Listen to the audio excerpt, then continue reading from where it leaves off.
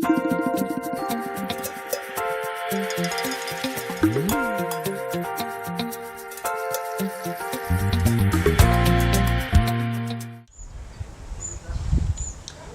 ba Hoziyana TV, reka tubasuhuze kandi tubaha ikaze aho mudukurikirana muherereye hose ku migabane itandukanye y'isi.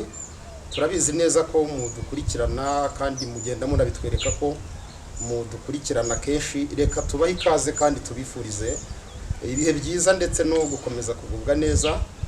Umwami Imana nabaho umugisha. Nge ubasuhuza nitwa Evangeliste Misago Alfredi. Birashoboka ko bamwe munzi ariko n'abatanzi muramenye, sinavuga ngo ngo muzamenya kandi mumenye. Muri uyu mwanya rero ni umwanya mwiza, ni umwanya tuje kugira ngo tuganire nkuko n'ubundi dusanzwe tuganira. Gusa ntabwo ndi njyenyine muri iki kiganiro, ahubwo turi kumwe n'umukozi w'Imana twabazaniye. Birashoboka ko atari ubwa mbere mubonye kuri Hoziyana TV. Reka tumwakire tumuha ikaze kugira ngo adusuhuze kandi anabibwire. Karibu umukozi w'Imana. Murakoze. Nitwa Pastor Michel Sigicuti, pastor w'itorero rya Pentecote ADEPR mu Rwanda. Umugabo wubatse, mfite abana, mfite akazana, mfite abuzukuru. Imana ibamugishe. Murakoze cyane Pasiteri, kuko ibintu by'umwuka, ibintu by'Imana byose bigomba kuyoborwa n'umwuka ndetse no gusenga. Reka tubasabe mu dusengera Imana, noneho dukomeze tuganira. Mana Data wa twese uri mu ijuru, se w'umwami wacu Yesu Kristo, tugushimiye uyu mwanya uduhaye wo kugirana iki kiganiro kuri Hoziyana TV. Ibi ni ibintu wamaranye igihe kirekire mu mutima wawe wigambirira, hanyuma ugeretse amaso yacu ubu. Ndagusabye ngo natwe muri uyu mwanya umugisha udufashe, Mwuka Wera atuyobore mu kiganiro tugiye kugirana, kugira ngo bizafashe ababyumva n'ababireba gutera abanaza, ahubwo dukore ibyo tuzahemberwa n'abadukurikiye nabo bakunguka, kandi tukazaherwa hamwe ingororano. Kuko ijambo rigira ngo umwigishwa agawe n'umwigisha. Reka tugirire umugisha imbere yawe twese, mu izina rya Kristo Yesu umwami wacu. Amen. Arakoze cyane Pasiteri gusenga senga Imana iragiza kino kiganiro tugiye gukorana muri uyu mwanya. Mwakibaza muti tubazaniye iki? Niki tubazaniye muri iki kiganiro? Nkuko n'ubundi dusanzwe tubategurira gahunda z'iyobokamana zigendanye n'ibiganiro by'iyobokamana muri Hoziyana TV. N'ubundi tubazaniye gahunda nziza, tubazaniye ikiganiro cyiza, ikiganiro kiri buze kubungura byinshi. Mu gihe abantu benshi bakizwa, bamara gukizwa nyuma y'igihe runaka, ukabona iby'Imana babivuyemo, ukabona basubiye inyuma. Umwanditsi w'Abaheburayo mu gice cya 6:4 yaravuze ngo hari abasogongera nyuma y'igihe gito bakabongera bakabivamo. Umuntu wese aba yibaza ati se koko ni iki umuntu yakora, umuntu yakoresha iki kugira ngo aramire mu gakiza? Tubazaniye insanganyamatsiko ivuga ngo ni irihe banga umukristo yakoresha mu kubaka ubukristo butanyeganyega bikazamufasha kugira iherezo ryiza. Ni irihe banga umukristo ashobora gukoresha akubaka ubukristo butanyeganyega kandi bikazamufasha kugira iherezo ryiza? Ijambo ry'Imana rituburira kenshi ko tugomba kwirinda kugwa. Nk'iyo dusomye mu rwandiko rw'Abakorinto rwa mbere mu gice cy'icumi, hatubwira inkuru z'Abayisiraheli, urugendo bakoze mu butayu. Bibiliya ikavuga ngo ariko bamwe muri bo Imana ntiyabishimiye, ngo nicyo cyatumye barimbukira mu butayu. Bibiliya ikavuga ngo ibyababayeho byatubabereyeho kugira ngo natwe bitubere akabarori. Ugeze ku murongo w'10 aravuga ngo nuko rero uwibwira yuko ahagaze yirinda atagwa. Byumvikana ko Bibiliya ihora idukangurira ko umuntu wese uri muri Kristo Yesu wumva ko ahagaze agomba kwirinda akagwa. Kandi reka ibidukangurire, ijambo ry'Imana ritugaragariza ingaruka nyinshi ziri mu kugwa. Petero we yandika mu rwandiko rwa 2 mu gice cya 2:20 yagaragaje ko umuntu yaguye ahura n'ishyano rya nyuma kurusha irya mbere, ahura n'akaga ka nyuma kurusha ka mbere.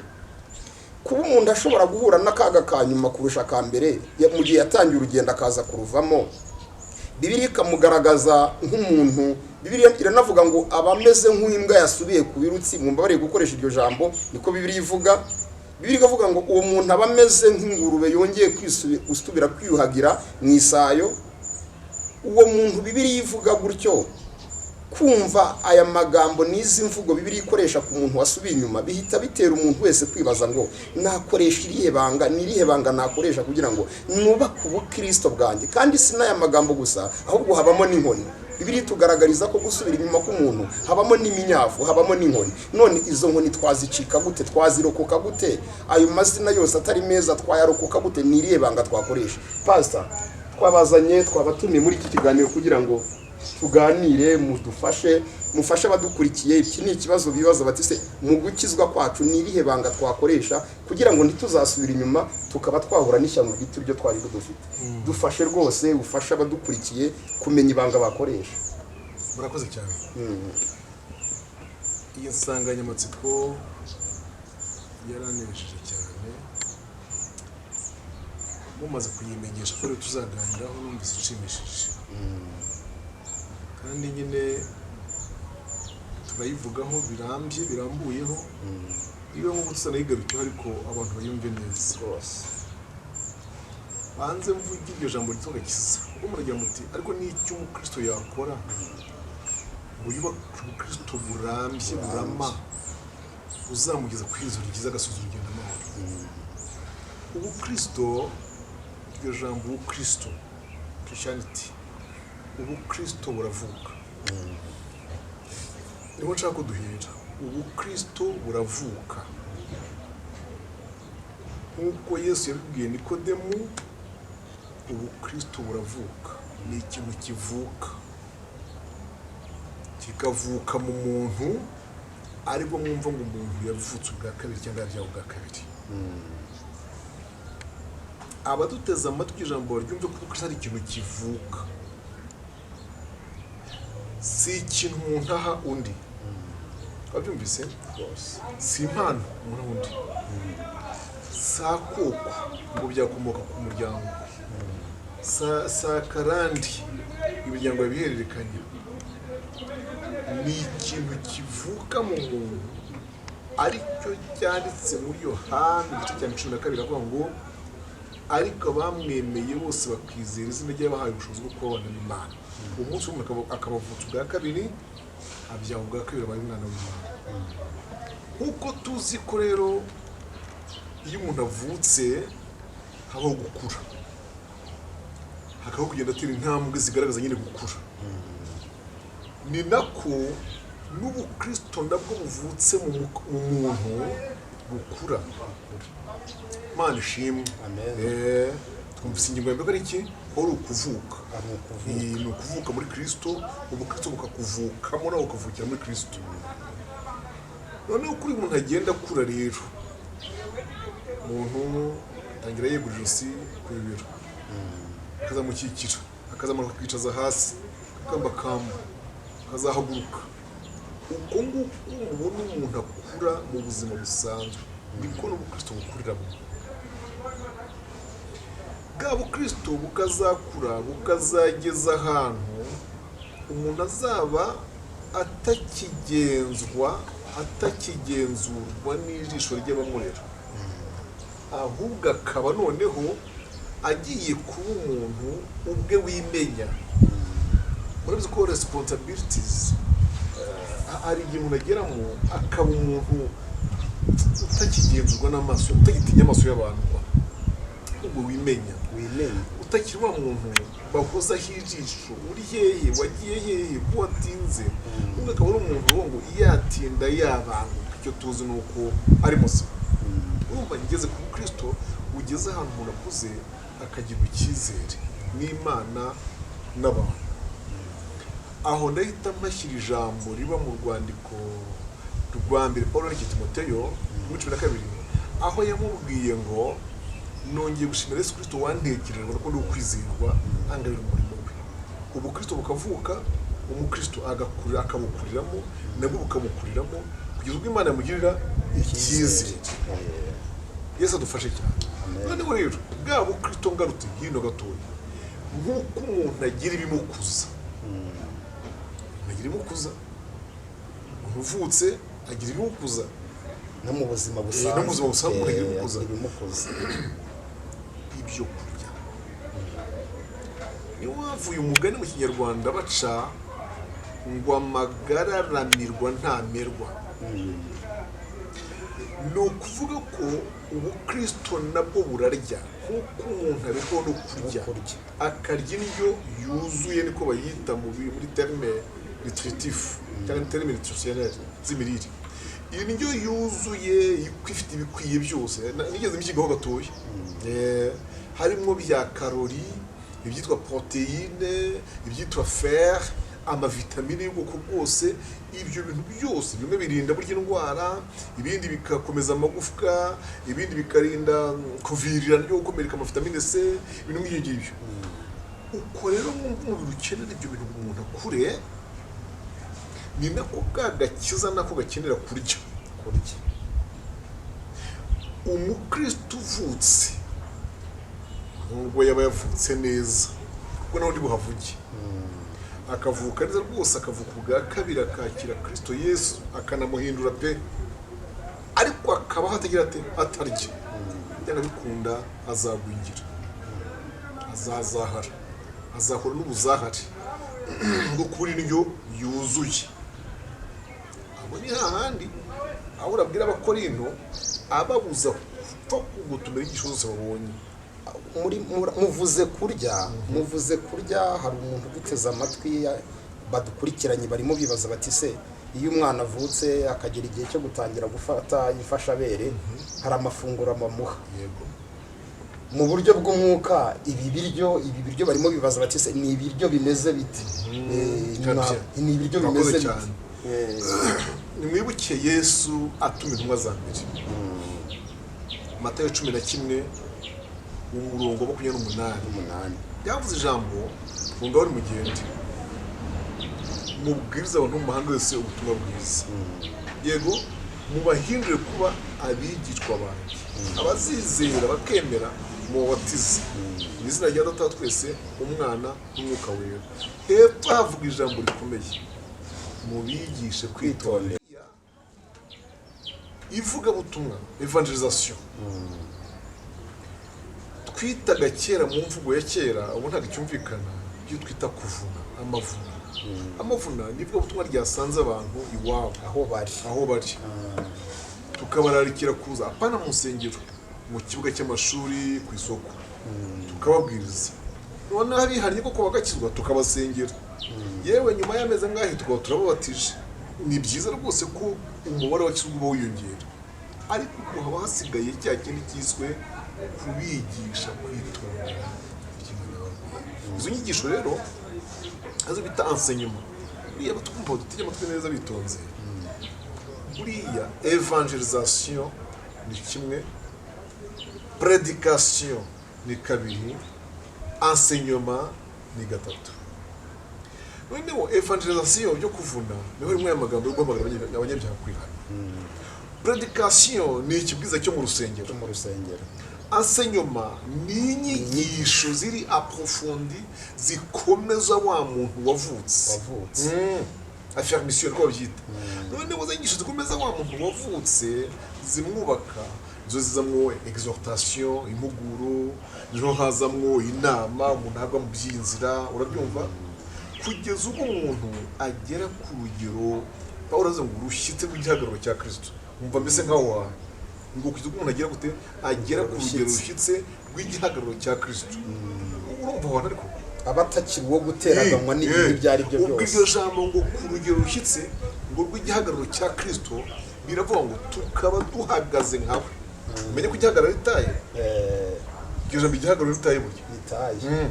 Muri taye rero habamo ibintu bigera ku 3 bikomeye. Taye hazamo uburyo bw'igihagararo. Ya kabiri hakazamo ibiro apima. Ya gatatu hakazamo ibyo bita pinya. Ibyo birapimwa, nta n'umusigo ryo kumusika utabipima. Uvuga ngo bafata uburebure bw'igihagararo cye bakabuhuza n'ibirapima wabyumvise, none bakamenya n'ibiro yaterura.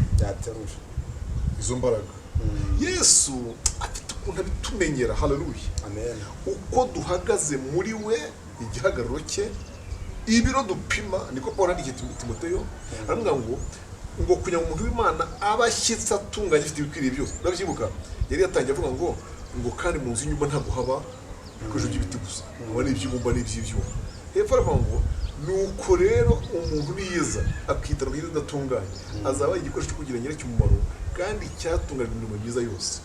Hirya 3:6 muri Timoteyo aravuga ngo ibyanditswe byera byose byahumetswe n'Imana kandi bigira umumaro, icya mbere wo kwigisha umuntu, icya kabiri wo kumuhugura, icya gatatu wo kumwemeza iby'icyaha no kumuhanira gukiranuka. Haleluya. Kugira ngo umuntu abagize ate abashyitse rwose afite ibimukwiriye byose atabuzeho na gato. Imana nishimwe cyane. Ubwo byumvikane ko mu byo kurya umukristo akeneye harimo no kwigishwa. Byaba bifitanye isano n'amagambo Petero yavuze ngo twifuza amata y'umwuka, si yaba ariyo ya mata y'umwuka adafunguye akuza umuntu abageza ku gakiza. Nibyo urwo rwa kabiri rwa Petero igice cya kabiri. Mwiyambura ibumwa ryose n'uburiganya n'ubusinzi byose noneho mbere nk'impinja zivutse vuba. Buri kwa kuvukana hereyeho umere nk'impinja zivutse vuba nimuriza mwifuza iki amata y'umwuka adafunguye abakuze.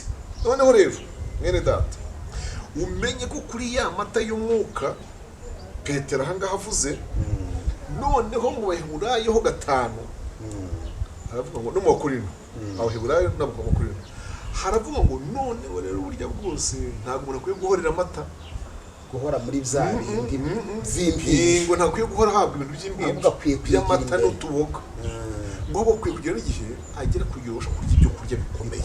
Imana nishimwe ibyoroshye ari iby'abana abyumvise aho hantu ubu Kristo rero urumva ahantu tugejeje aho ngaho ukazagera ku kigero nyane n'amatwi cy'uvuga ko toye cyitwa icyizere.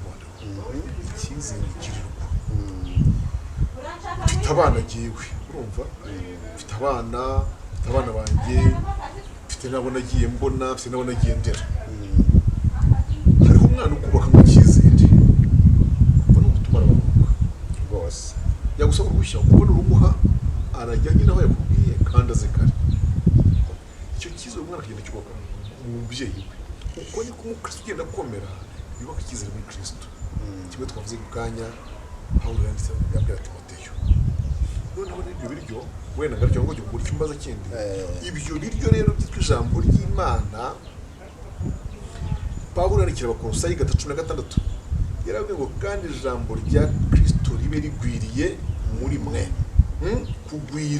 Kugwiza ijambo muri mwe. Aho iyo mageze numva nafasha abantu ngo ntavuga kugwiza ijambo muri twebwe bakumva ni ukuroka n'ukugwiza imirongo myinshi mu mutwe. No. Icyo rwose nongeye ngifashisha abateze amatwi. Ntabwo burya ijambo Kristo adusaba kugwiza muri twebwe ari ukugwiza ibitabo byanditswe, si ukurigwiza nk'amatunguru umuntu agahita avuga ahantu wapi ujya sibyo ngo mbwira kujambe niyirantse agahita kugira ngo nta mashakiro. Yego igitabo urumva igitabo hakaba ibice hakaba n'imirongo mu by'ukuri wigeze dusaba. Baho urugero nimwibukiye Yesu ahangana na Satani mu butayu. Satani igeze mu gice no ku gitabo igice ndakimubajije da umurongozi nyamara Yesu gusa akoresha ngo ngo handitswe gusa haranditswe ngo uri mu Kristo asabwa kugwiza ijambo ry'Imana muri we nubwo yabataza cyangwa atibuka aho ryanditse ry'ubutsinzi ku buryo bwira Satani ngo haranditswe ngo. None ubwo ryaba rifitanye isano se na Dawidi muri 91 numva 11 aho yavuze ngo nabikiye ijambo byaba bifitanye isano mu mutima wawe kugira ngo gucumuraho bwaba ari bwo bw'ubwo bifitanye isano kuko ni umumaro wa kabiri w'ijambo. Umumaro wa mbere ni ukuritsindisha Satani mu gihe ari mu kwihebesha ashaka kukuyobya kudeviya. Umumaro wa kabiri ni uko ijambo riturinda ibyaha bituma gucumura ku Uwiteka. Buriya kimwe mu bintu bituma abantu bacumura ku Mana bakandagara bakandavura ni ukutamenya icyo ijambo ry'Imana rivuga kuri situation wowe nayo. Ibintu nk'ibintu bagifatamo gute? Iyo abayazi icyo ijambo ry'Imana rivuga ku muntu ugeze bene aho amenya uko ahagarara. Urumva neza ubu nta muntu ushobora kwemera rwose gukora icyaha cy'ubusambanyi azi ko umubiri we ari urusengero rw'Imana. Wabyo mbese Pawulo ubwo abakora mu gice cya 6 ati muramenye mwirinde ibyaha naba n'ibindi byaha bindi bikuguye mu inyuma y'umubiri ati icyaha cy'ubusambanyi cyo gikorerwa imbere mu mubiri ati nuko rero mwirinde mumenye yuko iyo ufatanyije umubiri wawe n'amaraya ubaye umwe nawe nuko mwirinde ko imibiri yanyu ari insengero z'Imana n'Umwami Yesu. Pastor murakoze dukomeje ikiganiro aho turi kwibaza ibanga umukristo yakoresha kubaka ubukristo butanyeganyega. Mwatangiye mugira muti ubundi ubukristo buravuka umuntu aravuka koze yamara kuvuka agakenera indyo izatuma akura. Yego Aha mwari mugize muti mu ndyo akeneye harimo n'ijambo ry'Imana akigishwa, ariko mu nama tugenda twumva hanze aho abantu bagira abandi harimo no kubabwira bati mujye musenga cyane, mujye musenga cyane rwose, ndetse mukore n'amasengesho y'iminsi myinshi, mwiyiriza ubusa, bakanahurizaho bakanazana n'ibyanditswe Yesu yagiye akoresha avuga uti musenge ubudasiba ntimugacogore, na Pawulo waro yagiye abigaruka avuga uti musenge ubudasiba. Ese gusenga amasengesho nayo yaba ari mu biryo bishobora gufasha umuntu kubaka ubukristo bikazamufasha kugira iherezo ryiza? urakoze cyane urakoze Imana imugisha. Yaba abantu bari bamenye abo Yesu yabwiye gusenga ubudasiba, abantu bakamenya n'urugero abo bantu yabwiraga bari bagezeho. Abantu Yesu yabwiye gusenga ubudasiba ni abantu yari amaze kwizera mu murimo no mu mirimo anakorana nabo. Wabyumvise? Ntabwo ubona Yesu ahamagara umuntu uyu munsi bahita uwo munsi amutuza iki ayo masengesho utari n'ibindi wakadati, ahubwo abanza kumurera akamukuza. Kuko muri amasengesho ntabwo tuyashyira mu biryo. Amasengesho turayashyira mu ntwaro. Ni mu ntwaro. Reka nguhe urugero, sibyo? Mu myaka yanyu mikeya muzi ko hari intwaro gakondo, hakaba n'iza kizungu ziteye, sibyo? Mbwira ukuntu umwana wawe sinde bavuga turwo nawe turi umugabo ufite bangahe? Mfite abana batatu. Murakoze n'abadukurikiye babyumve ko ndi umugabo ufite umudamu n'abana batatu. Murakoze cyane. Uko mbyumva kuko ngenda kuruta ukuntu nta nubwo aho ngo ndakubyaye rwose. Uko mbizi yewe mu bana ufite kugeza ubu nta mwana ufite urabasha gutwara intwaro. Ntawe. N'icyuma mu rugo turakibarinda rwose. Donc iriya aje kiragiro cy'imyaka nta mwana gutwara intwaro. Lazima se ngo rwanye iki? Lazima ngo rwanye iki? Arabasha kurwanya intambara. Ubwo gihe aracyarizwe nande nasi. Nibyo nyine ashoboye bikeka bimurinda. Muri ndi jambo hari igihe gishubo Kristo arinzwe n'intwaro zande zase. Ariwe data. Worohase None pastor woroha yewe na Kristo Yesu dushinzwe. Uretse ubu. None igihe kikazagera wa mu Kristo akaba ari umukristo none ubwo watwara iki intwaro. Ahura humva kubwo uko impamvu ya n'utende kuhumva muragenda mu bishyire mu myaka yacu yo gukura mu byitanye n'imyaka y'ubukuri uhita ufutira turatwanye kwa dutoto akamira bakazagira mu gihe cyo kwatwara umuhoro gatwara umuheto n'imyambi kazagera ku myaka katwara imbunda ryari muri iyo myaka yose kagitegereje karacyari munsi y'uburinzi bwande yasi ari wowe. Habe n'amasengesho bwatwonde turamenya kwisengera. Aha rero ngize ikibazo gikomeye. Aho pastor ntabwo mwaba muvunisha abakristo gutwara intwaro batarabasha gushobora. Ese wagira ngo Yesu batarabasha gushobora ko Yesu yigisha byarya z'abafarisayo kuko mwikoreza abantu mutwaro batabasha kwikora. Namwe ubwanyu mutageza hehe mavi. Bajya ngo bavuga iki? Ko cyaba ari ikibazo gikomeye. Ko cyaba ari ikibazo gikomeye. Je répète ko fois gikomeye. Niba nshobora kubwira umuntu yiriza iminsi 3 ngiye ntashobora n'umwe, ubwo si ikibazo. Mu by'ukuri uriya ibintu nkubwira ikibazo nuko numva twinjiye mu kintu cya pastorale. Ibintu nkubwira ni ibintu umuyobozi wese, umushumba wese agomba kumenya mu bakristo agize ate aragiye ashumbye akamenya ngo aha mfite abakristo mu gihangane bivuge neza gishumba ngize abakristo 300. uranyumva muri 300 mfite n'iryibiri nagabanya amadepartement y'imirimo yo mu nzu y'Imana. Abantu bakurikire neza, mfitemo uwansaba kongera abashumba abapasitori, mfitemo abantu bakanasengera, uwansaba bamwe bajya kuba bavuga butumwa, yego baba bashinga imidugudu, baba bajya kuba abamisiyoneri, mfitemo bari n'uyu, mfitemo abantu nashyira mu murimo w'uririmbyi bakaririmba. Yo nta mashami y'imirimo iba mu rusengero, kandi abantu barangaraho ikagibwamo n'abato. Ako kanwa kubize iyo mirimo n'imirimo mu rusengero abantu barangaraho ikagibwamo n'abatoya biza n'ingaruka z'uko yangirika. Nawe umva umwana ariko umva umwana ubwo ntibizi tuzanira ingaruka turiya twana twawe, mama wabo ari we mugore wawe avuze ngo maze ngo mumenye so, ngo mumenye so ubwo nabaho akakora igikoni kandi nabaho gute, akahata ibirayi ni kandi akakaranga ni kandi akakoza ibyombo ni kandi mu myaka ibyo byose mu mbyara 3 byaye ndimajina nkumva ko nk'umukuru agize nk'irindwi. Uranyumva neza wabimenya rwose. Rero bavandimwe aha tumenye ngo muri ba bantu mfite nkamenya nabo nkikomeje kurera, kandi abo nkikomeje kurera akariho igihe kirekire. Icyo kirumvikanye.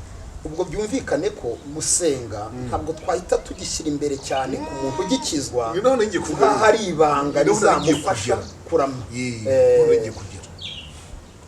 Buriya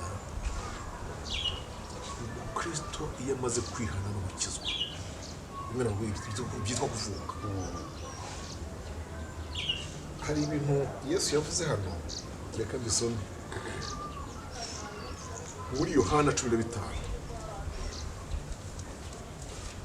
Urumva Yohana 15 ukuntu yavuze umurongo wa mbere, ndi umuzabibu w'ukuri kandi data ni nyiramuhingira. Ishami ryose ryo muri ngeri ritera imbuto arikuraho igera imbuto akaryanganyaho amahage yaryo ngo rirusheho kwera imbuto. None mva hano nshaka, none mumaze kwezwa n'ijambo ndababwiye, nimugume muri iki nanjye ngire nte ngume muri nk'uko ishami ritabasha kwera imbuto ubwaryo ritagumye mu muzabibu, niko namwe mutabibasha mutagumye muri iki.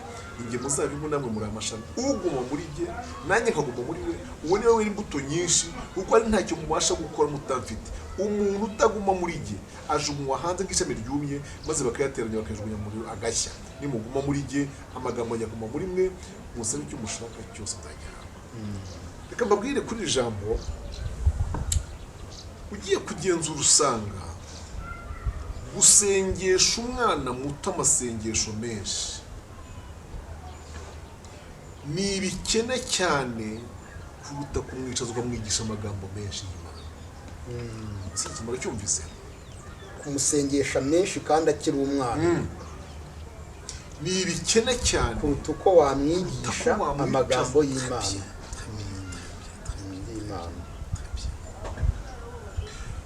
Dufata urundi rugero sibyo rwo mu byanditswe mu ivugabutumwa rya Yesu. Yesu yigishaga abandi agasengesha abandi.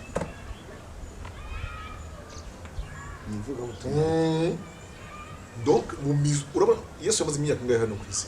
3 n'igice mu murima ari mu murimo yigisha 3 n'igice mu murimo. Isanga ya 30 yamaze y'ubukuru. Muri iyo myaka 3 wakwiyumvisha ko yagira umwanya wo kwigisha abigishwa akajya no gusengana n'iki. Urumva abigishwa yarabigishaga intumwa akazisengesha, kuko zo zimaze kugera ku rwego rwo gusenga rwo gutwara intwaro. Twebwe turakora ikosa ryo gusengesha ryo gusengesha n'abatarakura ahubwo bishobora dushatse twasoreza aho ngaho tukaba tuvuga icyo ngicyo tukamenya ngo hariho abo gusengana hakaba n'abo kwigishwa okay. Aha reka mbabaze ikibazo kimwe duse n'abasoza iki gice tuzongere tugaruke kuri iyi nsanganyamatsiko. Abantu benshi bavuga ko kuba umuntu yatangira urugendo bikaza kugera hagati bikamunanira bishobora kuba binafitanye isano z'uko yaje makiri umwana, uko umuntu aza gukizwa mu myaka isanzwe bakavuga bati ni mu gihe yari ataragira icyo amenya, yari akiri umwana mutoya.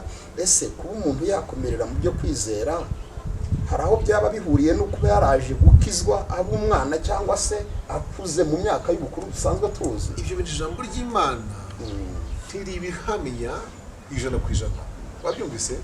Ariko ndanabyemera. Hari umunsi Yesu yigishaga maze bitangamo urugero yatanze.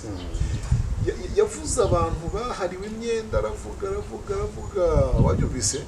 Agiye kuvuga asoza ijambo avuga ngo umuntu wababariwe byinshi akunda Yesu urungana iki? Rwinshi cyane, rwinshi. Ngo ari kuwabariwe iki akunda Yesu ruki? Uzi icyo bisobanura buriya? Birasobanura ko buriya aba bana bakizwa bakazamukira muri école de dimanche ari ba mama babazanye ahangaha, nta rukundo rwinshi abakunze Yesu mu by'ukuri najwe kuko nta kintu azi yamukijije. Ariko umuntu Yesu avanye turiya mu nzoga yarabaye kavivira akagira gute, wabyumva neza? Yaraborewe, yarashize afite inkovu z'ubusinzi, izo muri ruhuru aho yaguye ze ngo yakubiswe, wabyumvise? Yibuka ibintu yatanze araguza cyangwa aterekera abandishwa, ihene z'amabara y'umukara, inkoko, urugimbu, yarapfuye nabi. Yesu mbese akamuvanayo yararushye. Umuntu yabonye Yesu amukomeraho cyane, amukomeraho. Tanzika aba bana bo babije muri batoya, usanga bo babirimo nyine ibintu babonye gutyo, bahuye n'ibyo byigenda nabo bagenda agacuruka nibabiha. Niyo mpamvu ubona mu by'ukuri mujye mugera n'ubushakashatsi murebe, muzasanga kugwa kunini no kugwa kwinshi kuba muke mu bantu bato nta mukecuru cyangwa umusaza. Murakoze cyane Pastor, murakoze cyane. Abadukurikiranye mukurikiye Hoziyana TV, murabyumva turi ku nsanganyamatsiko nziza ivuga ngo ese ni irihe banga umukristo ashobora gukoresha bakubaka ubukristo butanyeganyega ndetse bikazamufasha kugira iherezo ryiza. Muri iki gice cya mbere cy'ikiganiro mwumvishije ubusobanuro pasiteri yagiye aduha butandukanye, ariko byumvikane ko iki kiganiro ni cyiza, ntabwo tugisoje, tuzongera tukigarukeho, ariko mutwemerere kino gice cya mbere tugisoreza ahangaha, tubararikira no kuzakurikirana igice kizakurikiraho. Pastor, twatangiye dusenga, n'ubundi washima Imana yabanye natwe. Mana wakoze ubukiganiro kandi wakoze ku bihe byiza duhereye muri cyo, ndakwingize duherekeze amagambo tuvugiye imbere y'imbaga y'abantu dukurikiye maze abagirira umumaro. Ndagushimiye ko byumvise mu izina ry'Umwami wacu Yesu Kristo, amen. Imana ibaha umugisha. Icyo tubasaba nuko mukomeza kudukurikira mugakora subscribe kugira ngo uko ibiganiro tubategurira n'inyigisho bisohotse mujye murushaho kubibona. Imana ibaha umugisha.